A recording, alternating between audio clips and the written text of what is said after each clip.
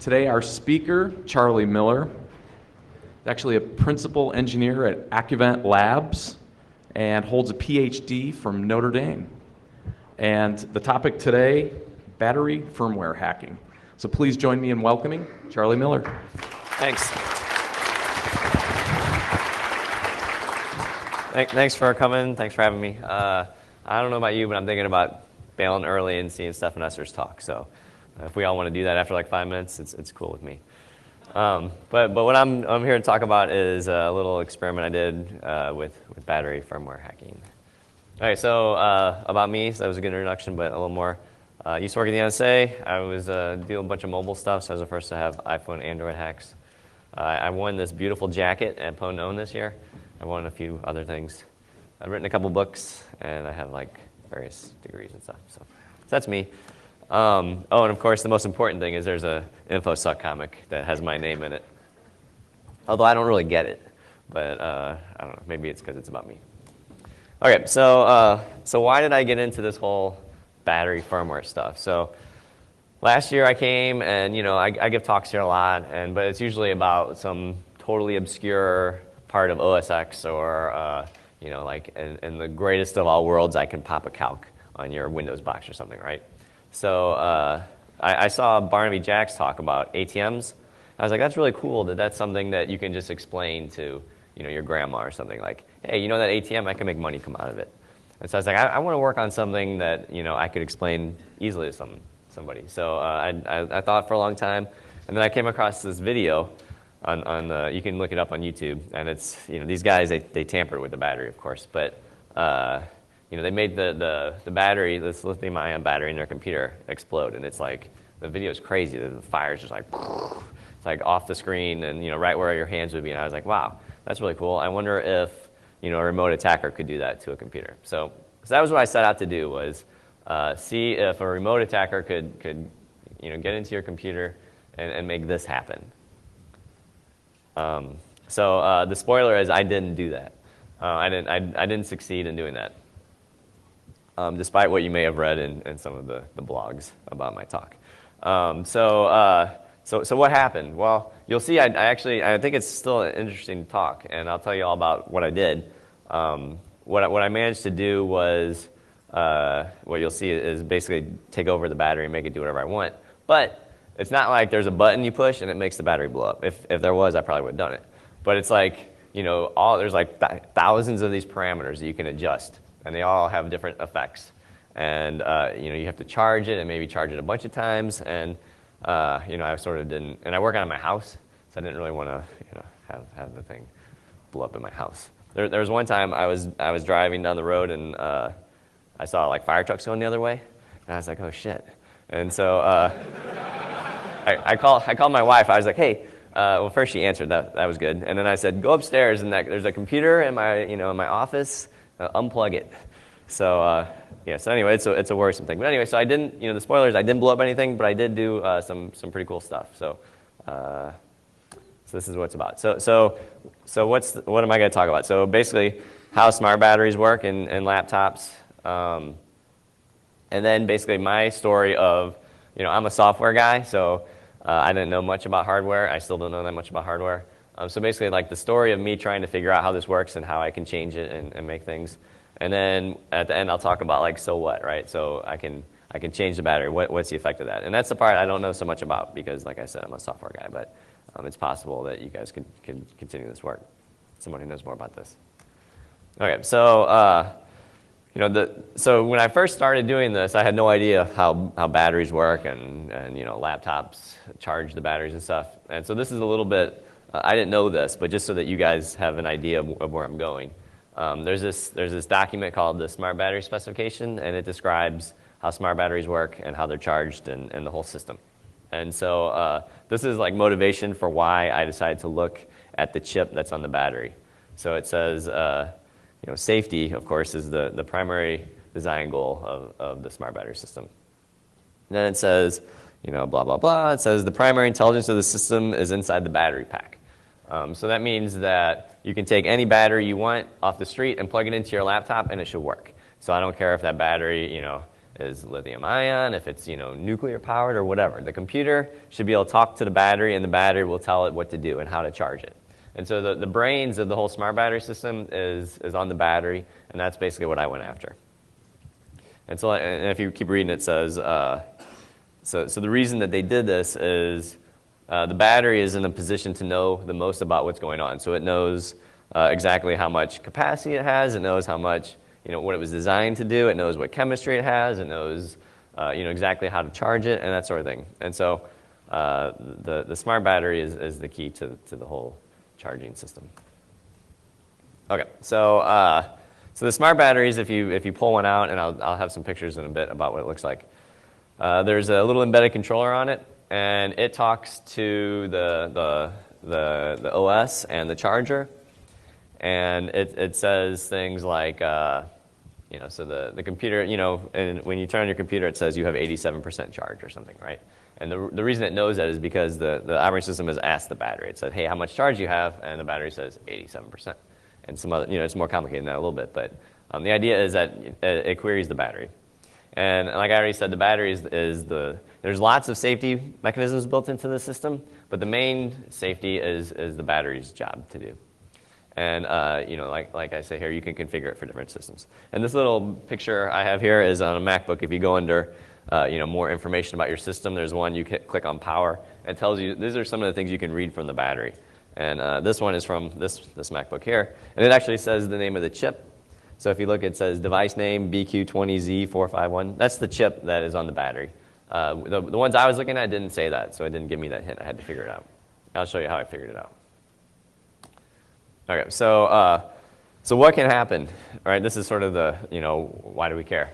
Besides it's just sort of technically interesting. Well, the one thing I can definitely do is brick a battery, because I did that so many times on accident. So you can definitely make someone's battery not work anymore. As far as the computer is concerned, there's nothing plugged in. It can't talk to it. It can't accept charge. It can't uncharge, and you can't fix it, as far as I know, without putting on a new chip or something. I'm going to show you later that I can reprogram the battery to report whatever I want to the charger in the operating system. So in theory, maybe you could trick it into having some problems. But again, there's layers of defense, and I'm not sure if you can. I definitely get through the first and biggest layer of safety, but I don't know if the other layers you can get through or not. Another thing you can think of is if you can put code onto the battery chip that's going to keep running, that's going to survive reinstallations of the OS, for example. So you can imagine an idea where the OS or the code in the battery is constantly attacking the OS. So maybe it just eats up all the, and I didn't do basically any of this except the bricking, which was an accident. You can imagine eating all the bandwidth on the little SM bus wires, causing the OS not to work, and this is going to survive reinstallations. And then if there was a bug, and again, I didn't find such a bug, I didn't really look, the OS is parsing the values that the battery is giving it, so if there was a bug in that, you could imagine being able to attack from the battery into a clean installation of the operating system and implanting like malware or something. And then another thing that is sort of interesting is, so you have code running on this chip that's sort of, not the main processor, and so you can see other things maybe going on like, communications to and from the TPM chip or something like that. So you sort of have an inside thing. And then another thing that is sort of interesting that I don't even have a slide for because it's so silly is that if your battery is starting to not work so well, you can make it look like you just bought it, and then you can take it into Apple, and they'll give you a new one. Okay, so this is the start of my story, and again, I know a lot about software and that sort of thing, but I don't know really that much about hardware. So this is why, normally the projects I work on are like a couple weeks or a month, and it took me like 7 months to work on this battery project. So what did I start with? Well, I had my computer, and I had a battery, and that was it, right? And that's not much for me since I like IDA Pro and stuff. So I did a Google search, battery firmware. And the first thing that comes up is apparently Apple released a firmware update in 2009. So I was like, oh, that's cool. This is software. So I'm going to download this and check it out. All right, so I reverse engineered the updater. And it basically boiled down to the communications to the battery. We're calling this function IO connect method structure is structure 0. So it's just a way to talk to a particular kext or device driver. So that's the way that the firmware was talking to the battery. The firmware update was talking to the battery. So, and a particular driver it was talking to is called Apple Smart Battery Manager. So you can see like on the one on the bottom there, it's opening up the driver. Okay, so that was good to know. So I know what driver is important, and I sort of see how to talk to it. So I can see, again, looking around, I see that the source code for this component called Apple Smart Battery is available on the Apple site. So I download that. Actually, it's actually called Power Management. So you download that, and you get like a bunch of cool files. Like it doesn't build, and because it's missing some stuff, they don't want you like messing with it, I guess. I don't know why they even released it. But the good thing is they have some header files that have some good stuff. So you can see this little excerpt from this header file talks about different things. And I actually wasn't smart enough to realize it yet. But this thing that says SM bus host to Smart Battery Manager, like that's really important. This is like the whole thing about smart batteries and how they communicate. Okay, so back to the firmware updater. So I reverse engineered it, and at this point I had seen from that header file what certain values were supposed to do.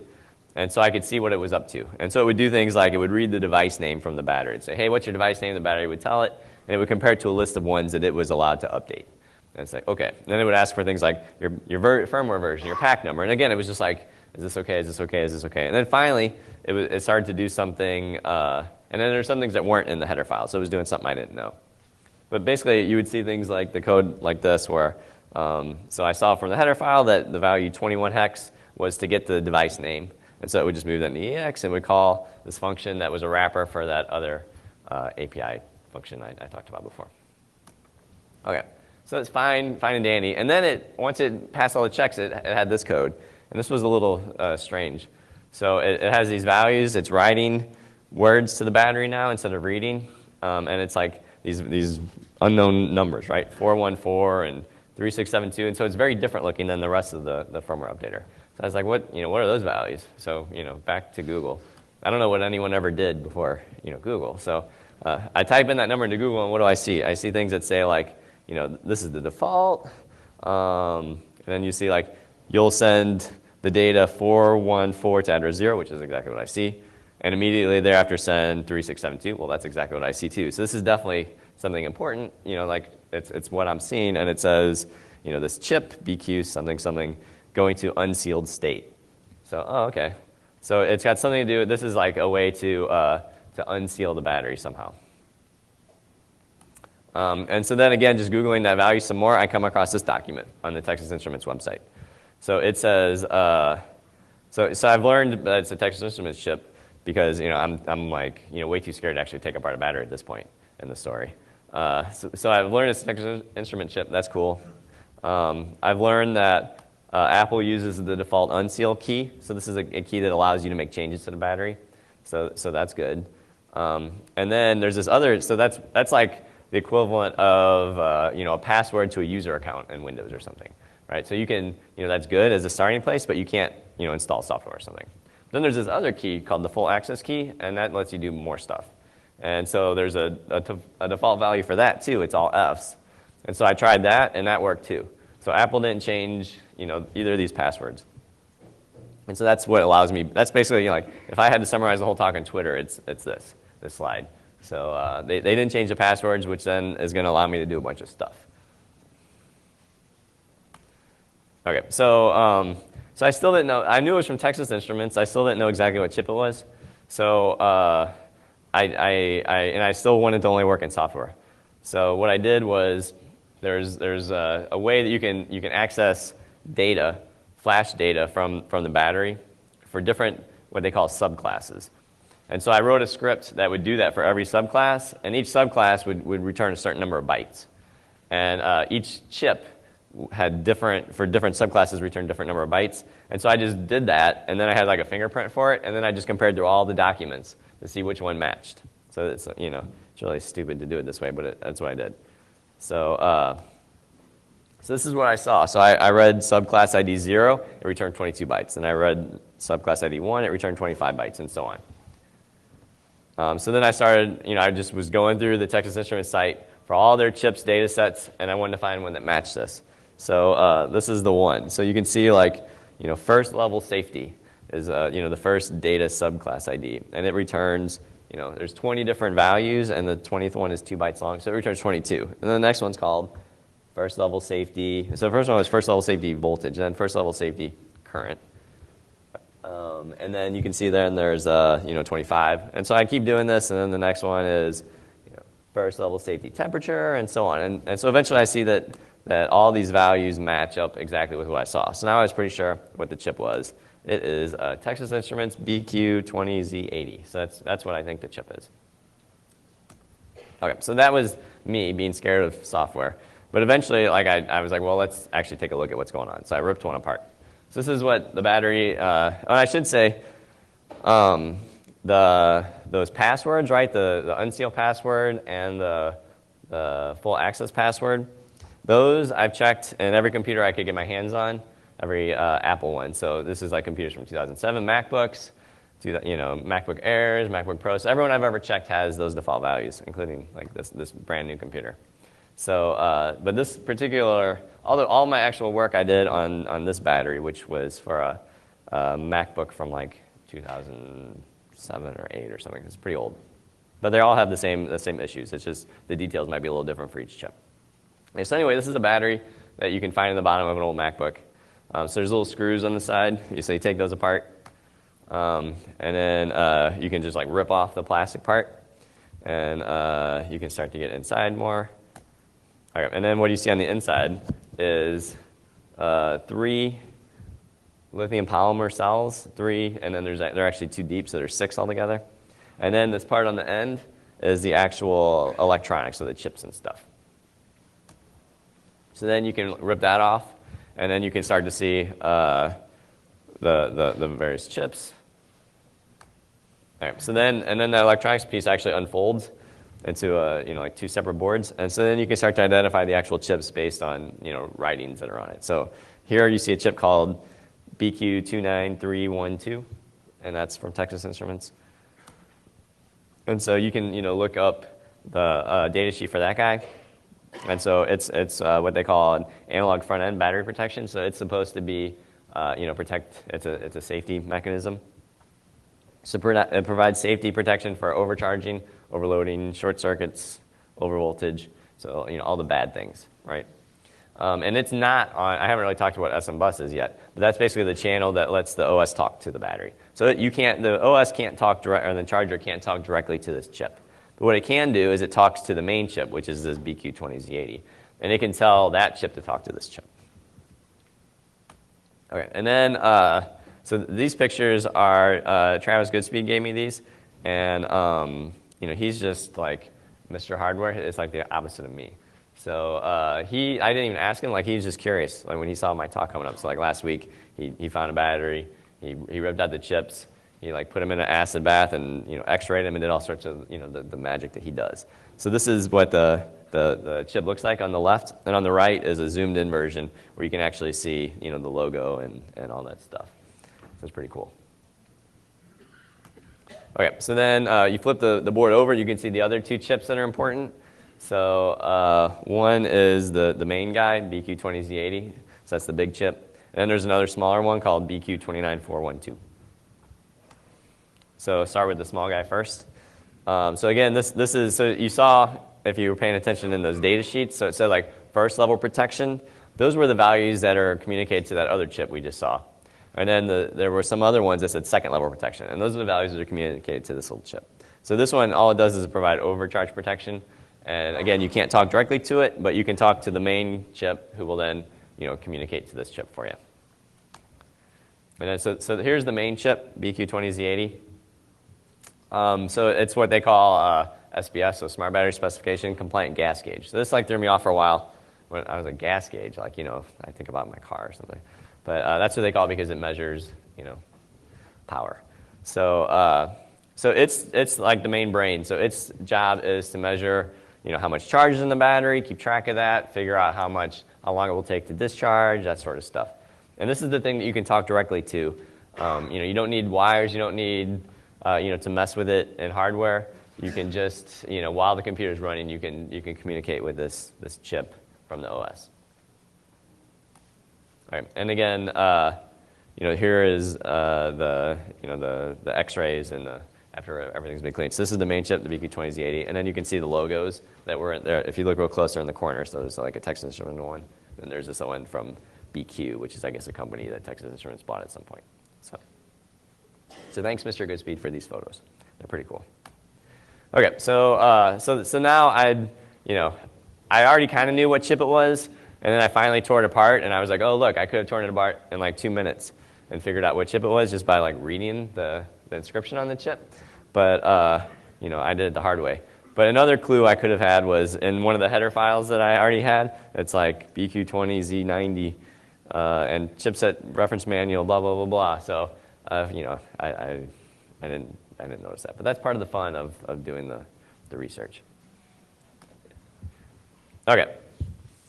So where are we now in the story? So I know what sort of hardware there is. I know the chips that are involved. I can download data sheets and learn about what they do and how they work. I've seen in the upgrade mechanism how you can, at least on the first level, how you can talk to the chip. And so I just need to learn more about how it works and how to talk to it, and then maybe I can get somewhere. Okay, so then I finally was actually reading the smart battery specification, and this is basically how your computer charges batteries. So there's 3 important parts. So there's the smart battery, which we've already kind of talked about. That's the guy in the middle there. Then there's the charger. This is the actual device that sends the charge to the battery. And then there's the host, and the host is like your computer or whatever. So this is the one that supplies it's the reason for the battery, right? So you can see exactly how everything works in this chart, and I'll talk a little bit more about this chart in a second. So if you notice on this chart, on the bottom it says SM bus. So this is, and I mentioned this a few times already, this is the way that you can, the actual protocol that's used to communicate to the battery. So SM bus stands for System Management Bus. It's based on 2-wire I2C, so there's 2 wires. And you can check out Stephen Ridley's talk that he gave at SummerCon, and he talks all about I2C, and there's lots of devices in the hardware world that talk I2C. And then there's this smart battery specification document that explains how this all works. Okay, so the system host. So this was the thing on the left in that diagram. So that's basically your laptop. So its job is to find out information about the battery and report that to the user. So like, hey, how hot are you? How much voltage do you have? How much longer are you going to be able to have a charge? Should I go to sleep because you're about out of charge? That sort of stuff. And then when something critical happens to the battery, like it's about to run out of charge, or maybe something like really critical happens, it gets too hot, it can report that to the battery, to the host. Okay, so then the charger is again the thing that is actually supplying the current to the battery. So it can communicate with the battery. And so this is sort of like, it may, to show how little I know about how batteries work before I did this, I was like, it's really weird that I can charge my battery with my computer off, right? Because like, shouldn't the OS have to be involved? But it turns out that no, because the charger can talk to the battery without the OS even being involved. And that's why you can charge your battery when your computer's not plugged in. Anyway, so the whole point is the charger changes how much current it delivers based on what the battery tells it. So there's 2 kinds of chargers. There's one called a level 2 charger, and these are like sort of the dumber of the chargers. So here, the smart battery just gives it data, it gives it information, and the charger just does whatever it says. So like, it's the battery's job to report to the charger in that case. And then the level 3 one's a little smarter. So here, that's wrong. It should say smart, or the charger or whatever. So the charger then actually, the level 3 one, the charger talks to the battery and asks it questions and decides. So it's less of a passive role there. And if you read You can communicate over SM bus to the charger on the MacBooks too, and you can ask it, one of the things you can ask it is what level charger are you? And it reports it's a level 2 charger, which is the dumb one. But if you watch what it does, it actually acts like a level 3, so who knows? So I can actually see, you see, later on I'll show you how to like sniff the information. You can actually see the charger talking to the battery. So, and then finally, you know, the smart battery is, its job is to, you know, to make sure that it knows what's going on inside itself. So how much charge it has, what chemistry it has, all that sort of stuff. And of course, it has to make sure that nothing bad happens to it. Okay, so that's the battery. What about, you know, so what's this stuff about how does the computer talk to it? So I already mentioned that there's this Apple Smart Battery Manager kernel module that does it for the firmware update at least. And so we can actually use that to talk to the battery. So the way you use it is you can just see exactly how it was used in the firmware update.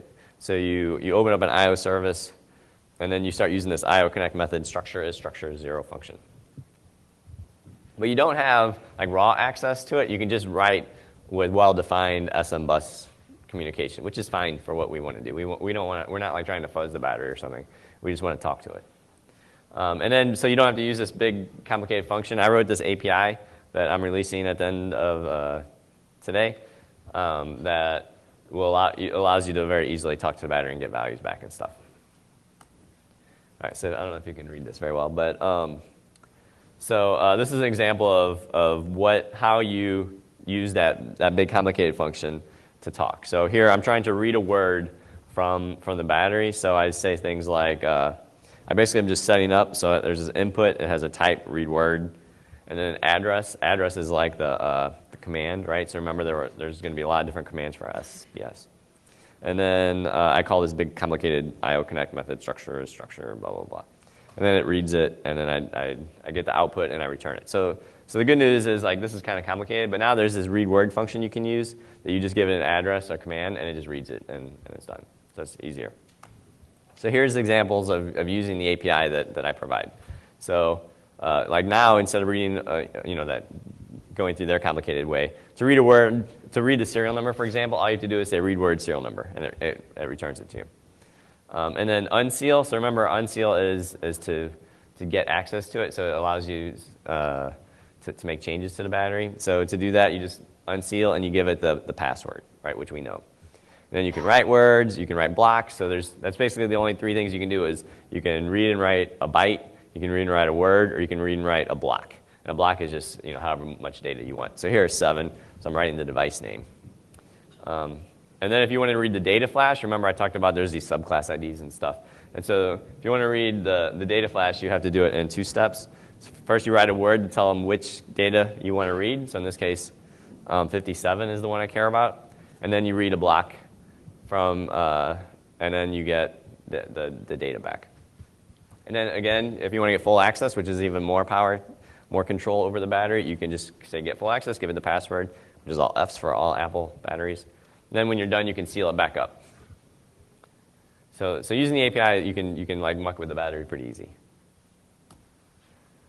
Okay, so what I mentioned there's these different commands and stuff. So what are some of the commands you get? So there's this document you can get from Texas Instruments that explains all the different commands that this particular chip will accept.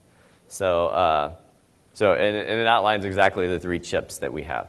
So you can read down these and see there's lots of different things you might be interested in. So you can get the temperature, the voltage, the current, cycle count. So this is the thing that lets Apple know how many times you charge your battery. So you just set that like 10 if you want. Chemistry, device name, and then so you see the first column is what they call standard commands. And I'll talk about what that means. And then the next column is extended commands. So you get sort of the more complicated things. So you can like change your password. You can read the data flash, that sort of stuff. And then on the bottom right is all the different data flash that you can get to. So first level, second level, safety things, and all sorts of other information. All right. So at this point we can make changes to this, right? So like maybe just by making changes to it, we can cause a problem, right? If you say like, hey, things aren't bad at 4,000, milliamps or something. It's only bad when it gets to 6,000. So when you get to 4,000 or 5,000, you're still okay. Right? So maybe by changing these safety thresholds, you'll cause a problem. So you can see some of the things you can already change.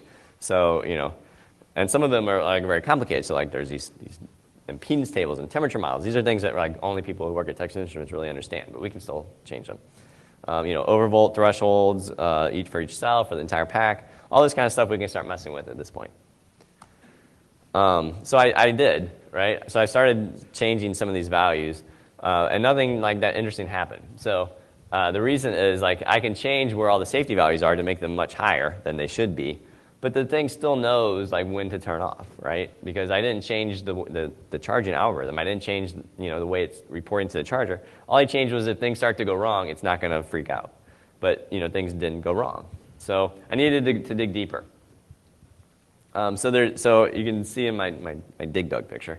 So there's unseal, which I've talked about, and then there's full access, which is a little lower, and then there's a level that's even lower called Bootron, and that's really where like the really cool stuff is. I haven't mentioned that yet. All right, and so before I talk more about the different levels, I just want to take a little digression into the chemistry because this is something I thought was kind of cool that I found out. So I mentioned that these batteries you should be able to plug in. No matter what kind of chemistry they have, it should work. So it'd be kind of cool to know, to just tell it you had a different chemistry and how that would work. So it turns out that, I don't really know how that works, but, and it's not documented anywhere. This is one of the things that only, the factory should be messing with. But you can actually get to it.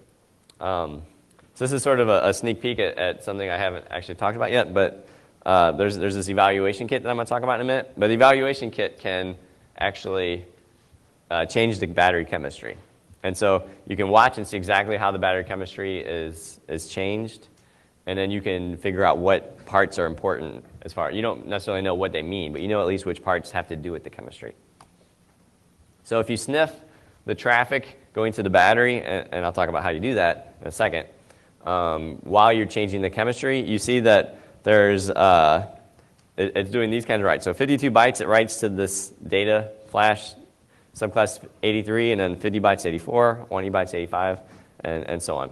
And then there's 20, so and those aren't documented anywhere what those are. So the document that describes the chip, it acts like there's no such thing as subclass 83, but obviously there is. And then there's these other things, these cell impedance tables, it changes those, and then it changes these impedance track parameters. And what that is what Texas Instruments, their patented algorithm on how to figure out how much charge you have. And so most of those values, I have no idea what they are, but one that I did at least figure out what it was supposed to be was subclass 83.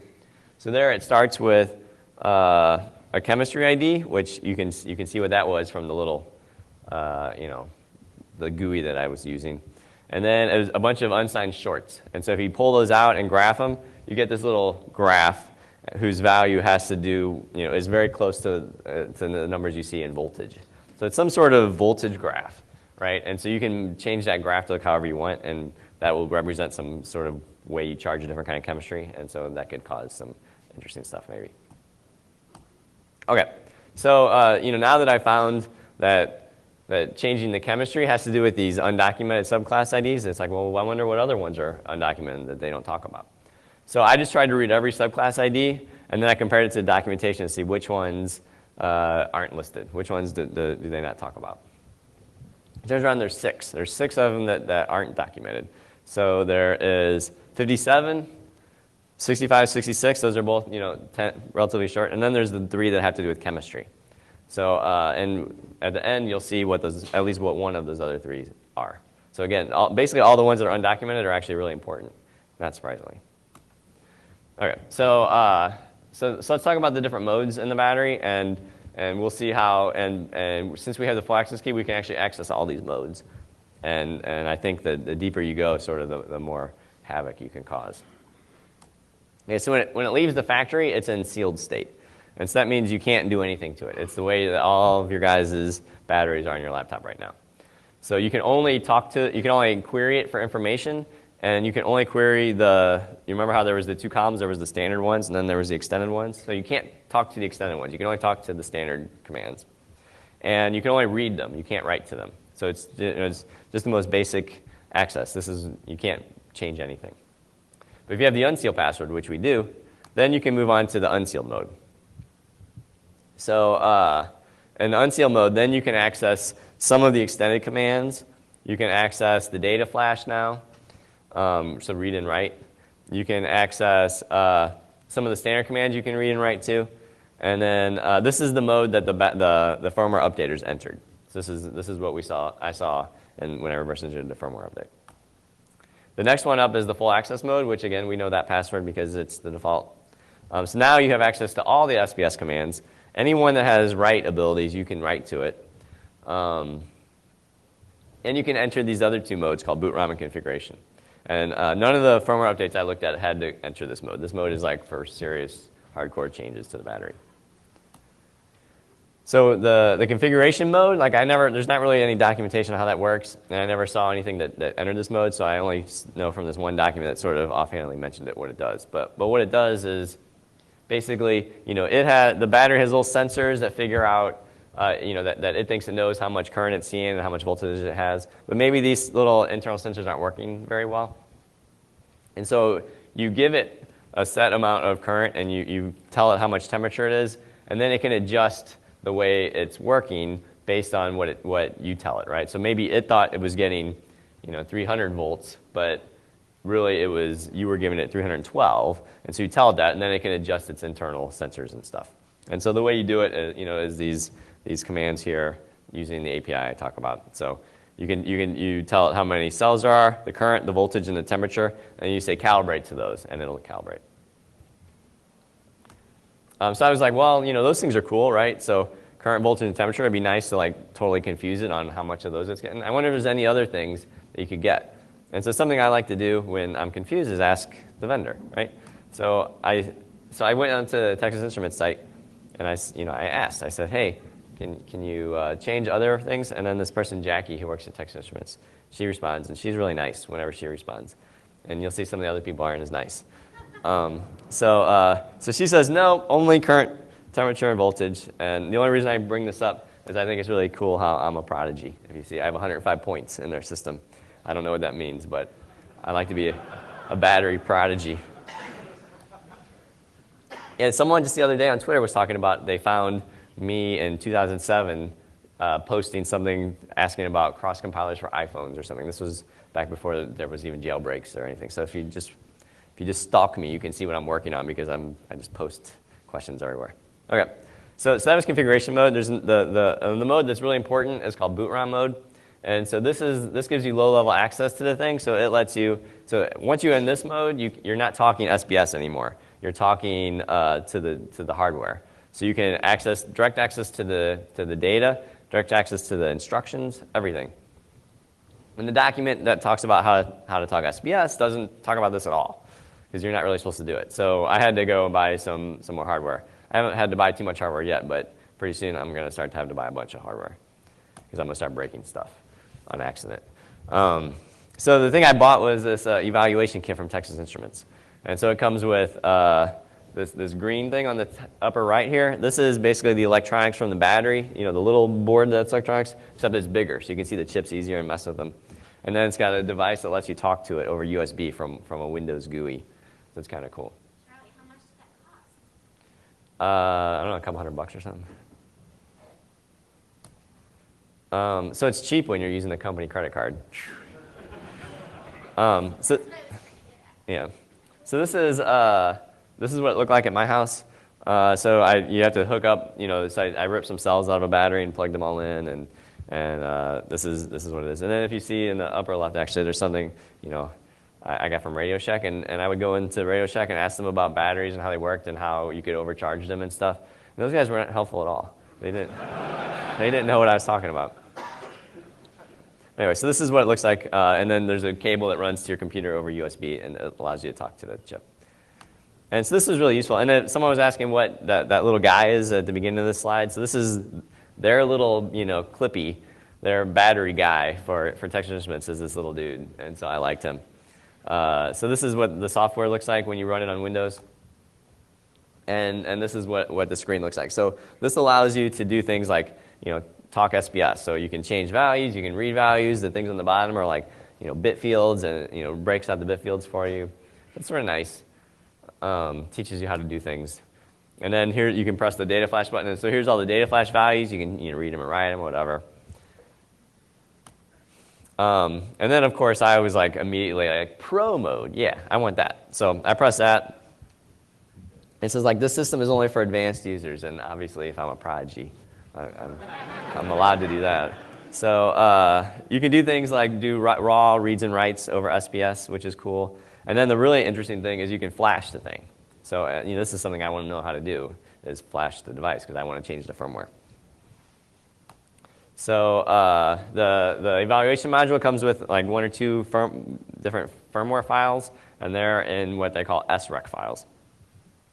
And so the idea was, okay, well, I'll sniff over USB what it's doing when it programs it, and then I'll know how to program it on the Mac by just talking to my API. So what are these SREC files? So SREC files are what Texas Instruments says are encrypted firmware files. And so if you break out the way that it decrypts it, it's like XOR.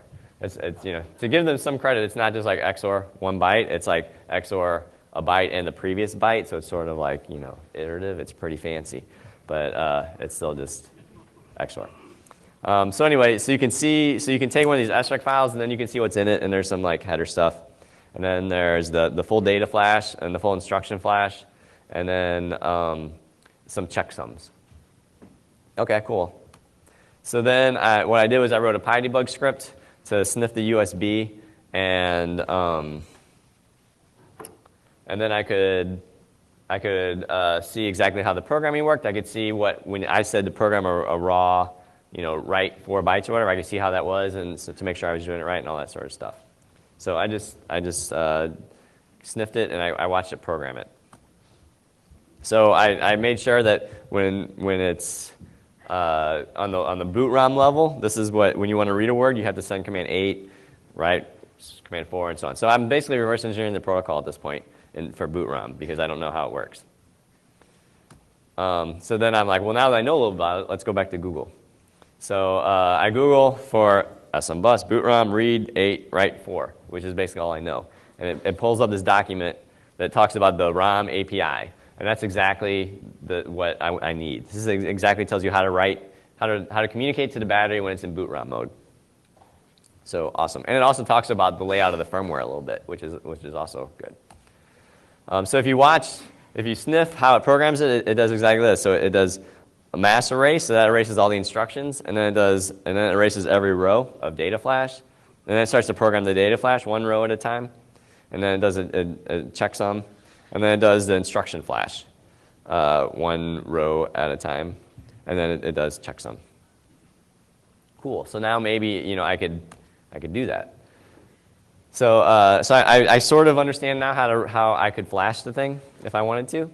I could probably figure out how to read from it, just by, I've never seen it though, but now that I have the document, I could probably do it. But I should warn you that when you're in boot ROM mode, it's very easy to brick the thing. And so now I can get all the data flash probably by the same thing. And the most important thing I need to know at this point is what sort of, so I get the firmware fine, but I don't know what kind of chip it is. I don't know, what it means. I can't disassemble it. So that's the first thing I need to do. And so reading the flash looks like this, so it's pretty straightforward. I'm just going to skip it. So reading the data flash, again, it's just APIs. It says it loops through for the 40 rows, and then it does a row. It reads the row. It's pretty simple once you know how to do it. So what I really want to do, though, is disassemble the firmware and see what the hell it does. So the first thing I did was I just tried every single one in IDA Pro and hoped for the best. And none of them worked, not surprisingly. So then I did what I always do, is I asked Texas Instruments. So I said, hey, what kind of processor is executing the code that you give in the sync file? Is it like ARM or something? I don't know. And so the guy writes back, proprietary. See? I really needed Jackie to answer my question, because she would have probably told me. And so then I'm like, well, I'm just going to kill this guy, Doug Williams, with kindness. Hi, thank you so much for your response. So do you mean like you're not going to tell me because it's proprietary, or do you mean like it's some chip that you made in your basement and no one knows about it? Thank you. So he says it's the first. So they have customers, Apple probably, who create custom firmware, but they don't talk about the details. They won't tell me. So that wasn't fun. And he's an expert. He's not a prodigy. But, I'm a prodigy. yeah, well, I don't think he would have bought it. So I like how he says he's going to protect his intellectual property. And so I'm like, well, I'm going to take your intellectual property. So I have the firmware, and so now all I can do is look at the raw bytes and hope for the best. So what pops out, right? At first I was like, this is hopeless, right? But it turns out there's like some clues if you start to look. So I'm like, hey, there's some 3s and stuff, right? That sort of sticks out. What else? It's like random crap in 3s. So what else do I see? Oh, there's the 3s, in case you hadn't noticed that yourself. Okay, so then I said, well, and actually DM Lozakis helped with this too.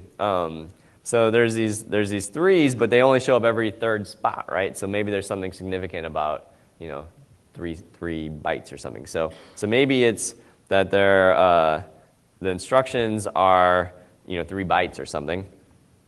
But then you start to notice this, like if you align them on cuts of 3, that this one line, it's always 0, 1, 2, or 3. Right? So that's like, well, okay, the high nibble is always 0, 1, 2, or 3. So maybe it's not 3 bytes instructions, it's 22-bit words, right? And so now I'm starting to like, okay, maybe this is something I can figure out now. So here's another one with 0, 1, 2, or 3. So I'm getting some clues into what it is.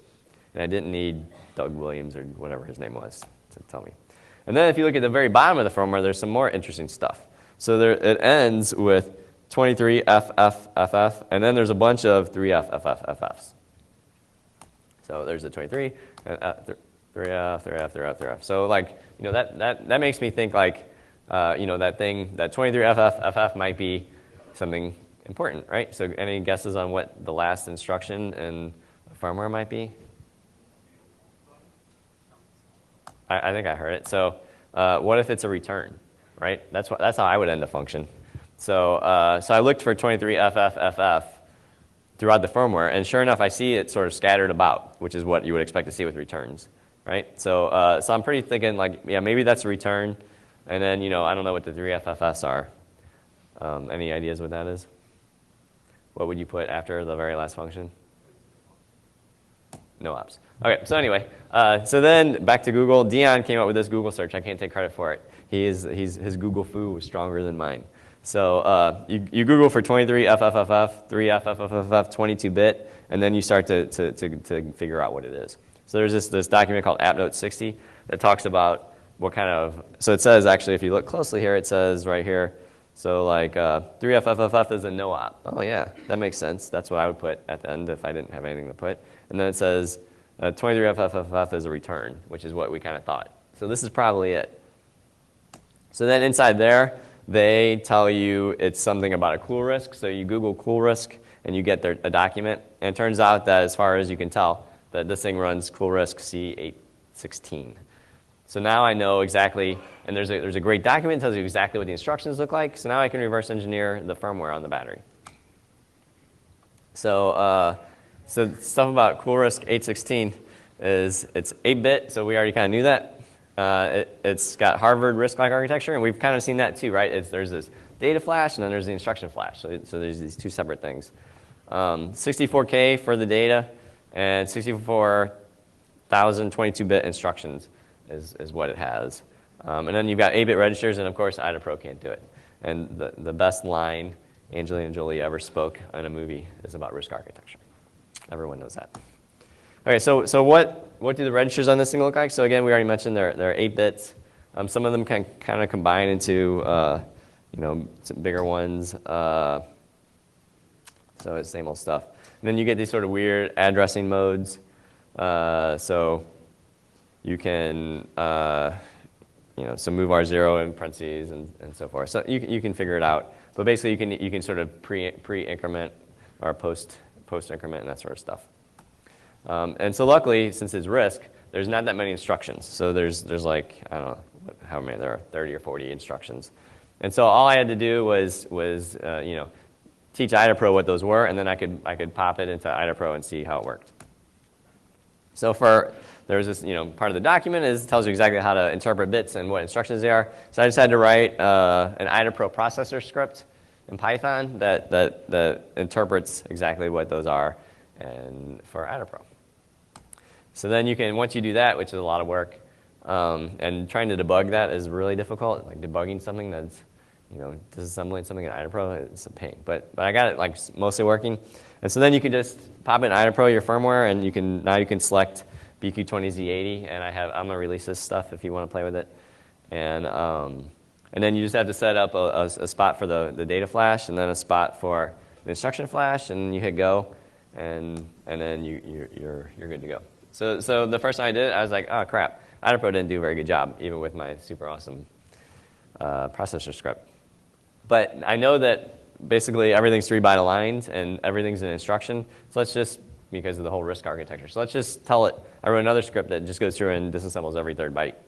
And then IDAPRO, much better. So then it disassembled basically the whole thing. And the 2 little regions at the end it didn't do are a part that I'll talk about in a minute. All right, so then you can start to see how it processes the SBS command. So like remember, the OS asks it SBS command questions, and then it responds. And so here you can see examples of, number 21 is device name, and so it exactly is doing for the device name there. And then likewise for the manufacturer name.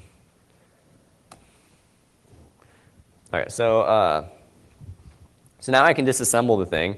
I can disassemble the data flash. I've seen how you can flash the whole device, but now is when I start to use the company Amex to its full extent. So it turns out when I start messing with it, the devices stop working, right? So, and part of the problem was I noticed that when I dumped the firmware from the battery, they're not identical when you would expect them to be. So probably I'm doing something wrong. And then when I make changes to it, it's bricked. It doesn't work anymore. And if I try to flash the whole device and copy exactly what the evaluation module does, it bricks it too. So I'm sort of stuck. And you can see that it sort of sucks. These batteries are expensive. They're like 130 bucks. And I was ordering like 2 or 3 of these at a whack because I was going through them so fast. And so here's like a pile of batteries that don't work anymore at my house. There's actually more than that. This was an early picture. So I was like, well, I can't afford $130 every time I screw up because I screw up a lot. So I'm going to go for one of these like off-market brands because they're only 40 bucks, right? I can afford that. So I ordered one of those, and they changed the unseal password. I couldn't hack it. So it didn't do me any good. So I had to go back to Apple to get theirs since they didn't secure theirs. Okay, so the first thing I realized was that when I was reading when I was dumping the firmware, when I was doing reads, sometimes the reads weren't giving me reliable data, but it didn't like error out or anything. So I changed my code to read a couple times and make sure I always got the same thing, and then things were good. So now when I read the firmware twice in a row, they agree. And the reason that this says hotel is because I was using like the military alphabet. So you can see I was all the way up to the letter H by the time I figured this out. So that was a lot of money in batteries. Okay, so now I take the MD5 sum. They agree, yes. And then I dump the data flash and do a diff, and they mostly agree. And that's not too surprising that they're not perfectly the same because some of the things that are changing are like the number of times you've popped into Bootron mode. Okay, so then this was my life, was this little X on the battery. Every time I screwed up, I'd be like, oh, the X. Because that meant you were screwed. So then I noticed something else. I would make changes to the firmware. So then at this point, I could dump the firmware, I could write to it. But then when I started to patch the firmware to do like other things that it's supposed to do, that's when the X would show up. And so then I was like, what's going on? How does the computer know that there's something wrong with my battery? And so I looked and I watched what it was doing, and it was doing this data flash failure flag was set. And so I read in the document, and it's like, blah, blah, blah, and then it says like, After full reset, the instruction flash checksum does not verify. Oh man, there's a checksum. At least it's not a signature, so maybe I can figure it out. So I got to somehow figure out this checksum and fix it, or else it doesn't let me change the firmware, which isn't any good. So so remember I mentioned there's these two little sections at the end of the IDA that it didn't disassemble. That's because these are actually function pointers into some ROM code that you can't mess with, and it's documented in that Bootron API what each of these are, and one of them computes the flash checksum, which is exactly what I'm interested in. So I found where that was, and in IDAPRO there's only two references to it. So one is to a function I hadn't looked at yet, and one was to one of the SPS commands that aren't documented. But I did see somewhere on some forum somewhere someone said that it was supposed to return the checksum. That makes sense. It doesn't return the checksum for me, but so I looked at this other function that I had never looked at before, and you can look at it and see exactly what's going on. So the first thing it does is it loads up an address from data flash, in this case 4214, and then it adds a little offset to it and it dereferences that value. And then if that value is 0, it just skips to the end of the function. And if it's not 0, then it reverses the like endingness of it. And then it calls flash checksum, so it gets the real checksum, and then it starts to compare byte for byte, the real checksum versus this value that was stored. So obviously the stored value here is the checksum. I don't know what the checksumming algorithm is though, but I do know that if I set it to 0, it doesn't even bother. So all I have to do is set this value to 0, and then it won't ever check the checksum again, which is pretty awesome. So this is the old version of the firmware, and then there's some newer versions of the firmware had something different, probably because like zeros you just might stumble upon. But so they put it in this little like encoding scheme for the saved checksum. You can see what this is, but basically it's not real complicated, and again it decodes the thing that's there and it compares it to 0. If it's 0, it just keeps on going. So if I want to make changes to the firmware, all I have to do is, on older versions of the firmware, set it to all zeros, this value in data flash memory. And if I want to do it on the newer ones, I just have to set it to the encoded 0, which turns out to be 0, 3F, F7, FF. And then there's maybe some other ways to do it. But the bad thing is that you have to do this in Bootron to get raw access to the data flash, which like I'm scared to go in Bootron because I always torch my batteries. So it turns out there's a way you can do it without going to Bootron, which is much nicer. So if you can just dump all the data flash once, then you can, if you call each of the SPS commands to read the data flash, you can figure out exactly which addresses you get for each data flash command. And so you can actually find where the checksum is stored. And it's actually returned by one of the SPS commands. And it's one of the undocumented ones. See, I told you the undocumented ones were cool. So the undocumented subclass 57, if you return that, it gives you the checksum, and you can write the new checksum and write it, and then you're done. So here's the little bit of code that will, without going to Bootron mode, will disable the checksum on the device. All right, so now I can make arbitrary changes to the firmware that's running on the battery. So, and I have this function called patch firmware that'll do it. So here's an example of using it. So here I'm changing, I go to offset 73611, which is like the very, very end of the firmware. And I want to change it to 123, or 122. So then I see that it works by dumping the firmware again, doing a diff, and sure enough, I changed the no op to 122. So now I can change it. The checksum's cool. I can do whatever I want.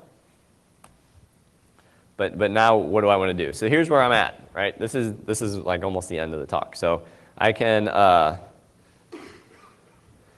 make arbitrary changes to the SBS parameters. I could do that a long time ago, right? I can make arbitrary changes to the data flash. I can make arbitrary changes to the instruction flash. So I can make the battery report or act in whatever way I want. And the main thing I don't understand yet is how does the charger and the battery really communicate? So I need to like confuse the charger now, right? I want the charger to charge me a lot if I want something bad to happen. So then I figured let's actually sniff the wire that the communication is going on, and then I'll know. So I bought some more hardware stuff, and I wanted to figure out how to sniff it. And Stephen Ridley helped me with this a lot. So if you look at the battery adapter, there's like 6 little slots, and then there's actually a couple more little wires there. So, 2 of those probably are SM bus. I just had to figure out which 2. So the first thing I did was try to connect all these wires to each other, right? This was really a disaster. So somehow when I was doing this, I short-circuited my motherboard. And I had to take it into to the Apple Care guys or whatever, the Genius Bar. And they're like, what happened? I was like, I don't know. I just turned it on and it wasn't working anymore. So I got fixed. So then they really should like put my picture up because I'm always going in there with these wacky stories. And the next thing I was like, well, those like removable wires, that's not cutting it. I got to like make a wire. So I got out the soldering gun, and this is like really unlike me, like, because I'm a software guy. So I built this like crazy wire, tried that. No, it didn't work. So what I finally figured out to do is like just take off the keyboard, and then the battery's sitting there where it's supposed to be sitting there, and then you can just, but the wires are exposed, so you can just still put little probes on it. So that was the right way to do it. And the worst thing is this cable, I literally took like 4 days to build this cable. So Travis could have probably done it in like an hour. So once I did that, I put it into the logic analyzer here, and sure enough, I can see which of the channels is talking. And it actually has I2C built into it. So you can see, it's already telling me that it's like writes and stuff, and I'll zoom in a little bit to show you what it looks like. So just looking at the traffic, you can see the SPS stuff going on. So it's a write to 8. You can look up 8. 8 is temperature. And the response is B73, which in decimal is 2931, which is in Kelvin. And so you can convert that to temperature, Fahrenheit, so 67, that makes sense.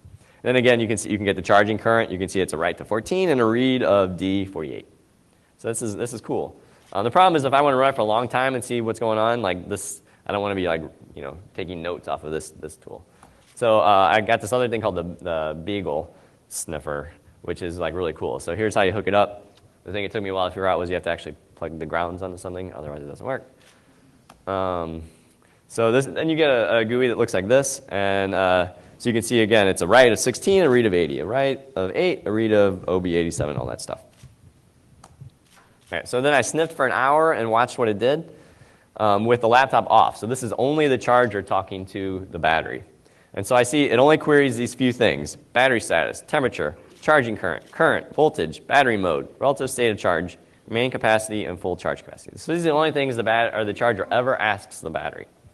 And the only ones that ever actually change while it's charging are the temperature, makes sense, the amount of current that's being delivered, the voltage that it has saved up, the relative state of charge, which is like, 20%. It's a number between 1 and 100, or 0 and 100. And the remaining capacity, so how much it has left. So these are the only things the charger cares about. So my idea was, well, why don't I have the firmware lie about these values? See what happens. Here's a graph of those values over time. So not surprisingly, the voltage goes up, the amount of current goes down, eventually to 0. Okay, so here's basically the end. So I can do whatever I want to the battery, and I'm not sure what that lets me do. So I can clearly brick the battery. That's a cinch. I'm a pro at that. And then I can make the battery firmware lie to the charger and the OS. And then you could, in theory, attack the OS from the firmware, although I didn't really do that. So here's an example if you want to brick it. So if you want to brick someone's battery, here's code that'll do it. So all you do is do a mass erase of data flash, and then run back into, tell it to seal itself up again, and then you're screwed. And then the really mean thing is, like, you could do that and ruin their battery, and then when they put in a new one, you could do it again. But I wouldn't do that. So what about these firmware changes? So it'd be cool to change those, and that's what I did. So the things I changed are things like remaining current, full charge capacity, voltage, and these are all SPS commands that happen to be between 3 and 16. And there's one function that actually handles that. And it looks like this. It's just a big switch with cases and stuff for each one. So you can see, like, compare to F, compare to 17 or whatever, and it's a nice little graph. So this is in the firmware of the battery. So I want to make changes. So I'm going to say, well, instead of when you ask for remaining capacity, I'm going to tell you manufacturer date. And when you ask for full charge capacity, I'm going to tell you the serial number. And the reason I'm going to do that is because the manufacturer date and the serial number are both things I can write to. They're both words, which is the same thing that remaining capacity and full charge capacity are. And they're never queried by anybody, so no one cares that I'd change them. So I can set them to whatever values I want. And then the charger will think that the remaining capacity is something that it's not. And then it might overcharge it. So this is what the firmware looks like for F to 10, which is the two things I want to change.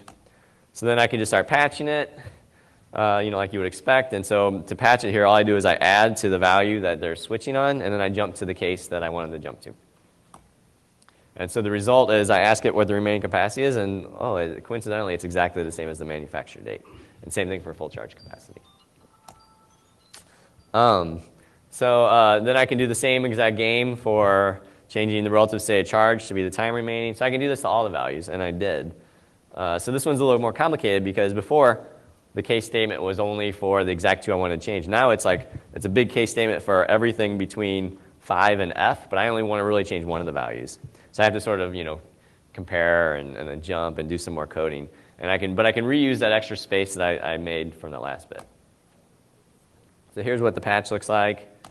Kind of going fast now. And this is what it looks like after. So this is before, this is after. So now it compares to 9, which is another value I want to change, goes off and does something different. Compares to D, which is the one I really want to change, goes off and does something different. The rest, it does what it was supposed to do before. All right, so now what happened? So I changed that. I made it all constant values, so no matter how much charge you deliver, I'm at 50%, I need more charge. So what did I see? So I can set all the things to arbitrary values, whatever. I can change them on the fly, right? Since I can just write to, say, manufacture date anytime I want. So I can change it like every second. I can make it go up or whatever I want. But when I do this, I didn't actually blow up the battery, of course. But what I did notice is I do have effect on the amount of charge that's delivered. It's not like an easy out, like I do this and it does that, but it definitely changes. The algorithm is that super easy though, how it does it. The one thing that might save the day is there's these thermal cutoffs on the batteries. So these are little, chemical fuses that when things get too hot, the little chemicals melt down and then you can't charge it anymore. And so that might be the saving grace for this. I don't know. I never had it even get that bad. The interesting thing is, while the off-market battery was cheap and it was sealed, it actually didn't have these fuses. So that's probably dangerous. Again, the OS kernel, if you had a bug, you could attack the OS from the battery.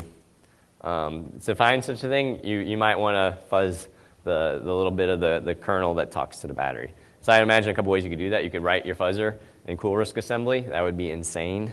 And then the other thing you could do is you can just actually hook wires onto your, this communication between the battery, and you can just push SM bus commands to the OS that way. So that'd be kind of cool. I didn't do that. And then the one thing that like I said, I never blew up a battery. I'm not real worried about someone blowing up mine. I'm not too worried about someone bricking mine. But if you are, I have this tool that you can download. And what it does is it just changes the password for the full access. If you're really paranoid, you could change the unseal password too. But I didn't. So what this does is it changes the full access password to something random. No one knows it anymore. No one can get it. The bad thing is you can't reverse it. So if you change your mind, it's too late. You don't know the password anymore.